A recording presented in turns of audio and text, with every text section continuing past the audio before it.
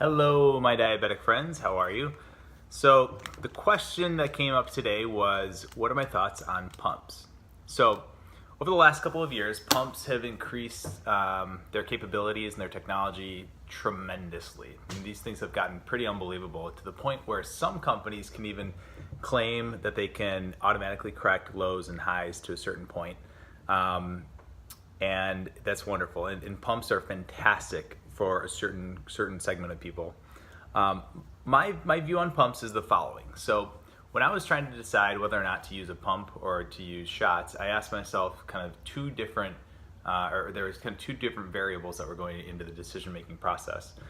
And the first one was, do I have enough information and data, and am I happy with where my blood sugars are today? So today what I do is I use a fast-acting insulin. This one's called Apidra, and then a long-acting insulin called, that's my basal insulin, called Tresiba. And Tresiba has a 48-hour half-life and does some great things for basal line insulins. But so that was kind of question number one. Question number two was, what am I willing to exchange in relation to the automation that is given with a pump? So as we know, there are a lot of materials and things that you have to handle with a pump, and there are also some certain risks that you have to be willing to deal with. So let's go back to question number one, or topic number one, which is, where am I today and how happy am I today? So for me, my blood sugars are really darn good, and I'm sort of dialed into the point where I'm very happy with where I am with my basal line insulins. I'm able to sleep every single night, which is great.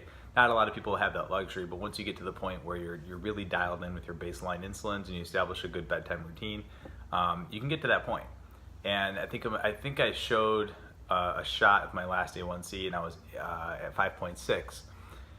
And so I have to compare, what's going to be the difference when I use a pump. From what I understand, some people have a huge variability or standard deviation in their blood sugars, and pumps can definitely help with folks who need that kind of reining in on their standard deviation, right? So that's great. For me, however, I don't think I'm really going to be able to improve that much from where I am today. So that's kind of step number one, or topic number one. Topic number two was all about, what kind of exchange am I willing to make for getting this automated response from these pumps that are now automated. And in reality, I'm not a huge fan of dealing with materials. I don't like materials that much, taking around a bunch of different supplies. I travel a lot. So for me, just picking up the two pens and my my glucometer and things like that, it's pretty simple. The second part, and this is where it gets a little bit more serious, is related to the risk involved with using a pump. So again, pumps can be fantastic.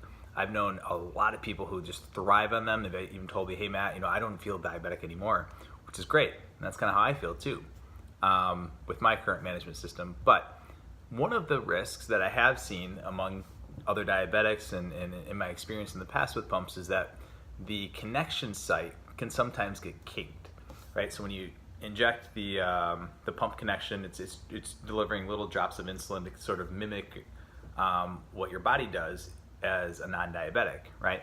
So this is good, but sometimes that connectivity can get kinked and basically delay or stop altogether the delivery of your insulin. And the risk of that is that you don't have any other insulin on board. There is no other basal line insulin. Your basal line is that drip of insulin that's coming through the pump.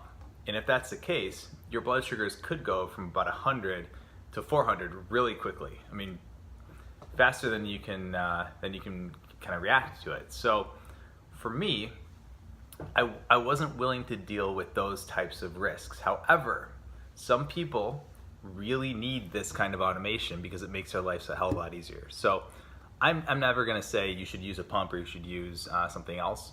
But for me personally, I wasn't really willing to deal with the materials or the risks involved. And considering what I'm trying to compare the possibilities of a pump to today, and what I do today, I'm perfectly happy with my management system with using insulin pens. It's nice and easy. I can dial it up and it works pretty well for me. So great conversation though, great topic of conversation. definitely right for some people, but for me, I choose to use the traditional methods, and I do get a lot of information though from my CGM. Okay, that's critical. If you don't have any data and information, you're never going to be able to manage your diabetes appropriately. So it really all starts with that baseline of data coming from the CGM. So if you have any other questions or anything like that, feel free to hit me up anytime, and hope you're having a great day. Bye.